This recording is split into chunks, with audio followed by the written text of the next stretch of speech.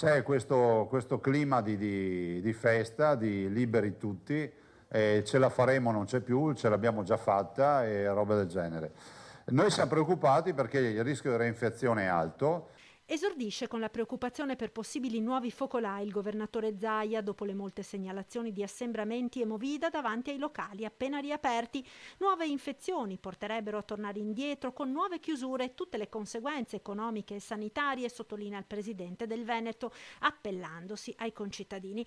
C'è poi la preoccupazione per gli scenari sul turismo in vista di una riapertura delle frontiere. Noi speriamo che nel rispetto delle regole sanitarie e nella massima tutela della salute dei cittadini si vada verso un Schengen sanitario, nel senso che si vada verso un Schengen sanitario, il che significa che se è sostenibile non ci siano più limiti, ad esempio rispetto alle quarantene.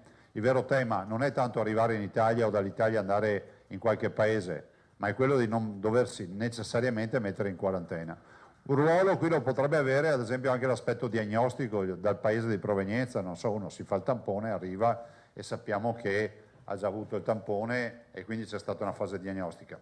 Fermo restando che stiamo parlando di una mole di turisti che è paurosa. Il Veneto sta intanto lavorando ad una campagna promozionale delle località della regione. Stiamo tentando anche di calibrare una campagna che sia, ripeto, portata avanti da dei testimonial a livello internazionale, e che sia anche aggressive, cioè che sia fuori, aggressive brutto termine, che non sia convenzionale, perché altrimenti andiamo a perderci nel mare magnum. Infine una stoccata al governo per l'esclusione delle zone rosse del Veneto, che oltre a Vo sono anche le province di Treviso, Padova e Venezia, dal decreto rilancio.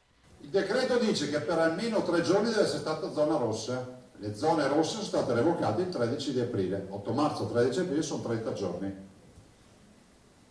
Magia, sono sparite tutte le province interessate del Veneto e sono rimaste tutte le altre, quelle dell'Emilia Romagna e della Lombardia. Il risultato che abbiamo dato incarico già oggi al professor Bertolissi e noi ricorriamo dappertutto questo decreto, vedrete, ve lo dimostrerò, verrà buttato nel cestino e deve essere riscritto.